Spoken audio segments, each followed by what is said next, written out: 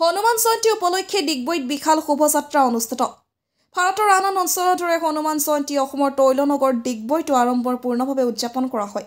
এই পবিত্ৰ উৎসৱত বিশ্ব হিন্দু পৰিষদৰ উদ্যোগত এক বিশাল শোভাযাত্ৰা আয়োজন কৰা হয়, য'ত শতাধিক ভক্তই উৎসাহ উদ্দীপনাৰে অংশগ্ৰহণ কৰে।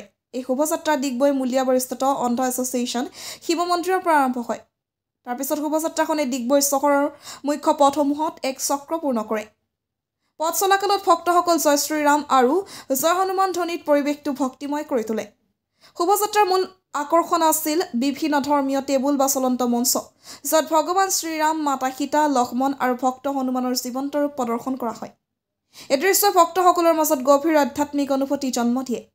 এই অনুষ্ঠানত স্থানীয় নাগৰিক, যুৱক-যুৱতী, মহিলা আৰু জ্যেষ্ঠ নাগৰিকসকলৰ ব্যাপক অংশগ্ৰহণ পৰিলক্ষিত হয়। সামাজিক সংগঠনসমূহেও সক্ৰিয়ভাৱে অংশ লৈ অনুষ্ঠানটো সফল কৰি তোলে।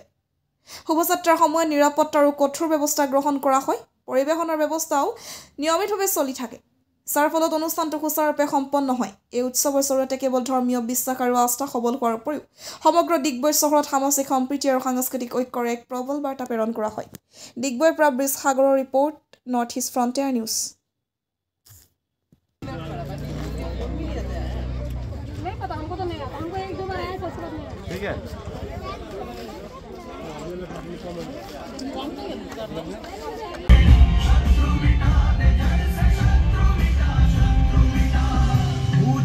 শ্ৰীৰাম যেনেকৈ অকণমান আগতে আমাৰ বজৰং দলৰ সংযোজক তিনিচুকীয়া জিলাৰ যেনেকৈ ক'লে, আজি আমি ডিগবৈ বিশ্ব হিন্দু পৰিষদ, বজৰং দল, মাতৃশক্তি দুৰ্গা বাহিনীৰ সহযোগত এবং বিভিন্ন মঠ মন্দিৰ আন্ধা এছ'চিয়েশ্যনক লগত লৈ সমূহ ডিগবৈবাসী ৰাইজ হৈ আজি আমি হনুমান জন্ম উৎসৱ যিটো পালন কৰিছোঁ, শোভাযাত্ৰা আমি তাৰ পৰা ওলাইছোঁ আৰু আগন্তুক কালতো আমি এনেকৈ শোভাযাত্ৰা উলিয়াই সকলো মানুহক হনুমানৰ প্ৰতি, শ্ৰীৰামচন্দ্ৰৰ প্ৰতি যিখিনি কথা জানিবলৈ পায় তেখেতসকলে, এয়ে আমি আশা কৰোঁ যে আগলৈ আহক চবেই হিন্দু ধৰ্মাৱলম্বী, হিন্দু ধৰ্মৰ অন্যতম এটা হনুমান জন্ম উৎসৱ এইখিনি আজি ডিগবৈবাসীয়ে চবেই মিলিজুলি একেলগে পালন কৰা হৈছে।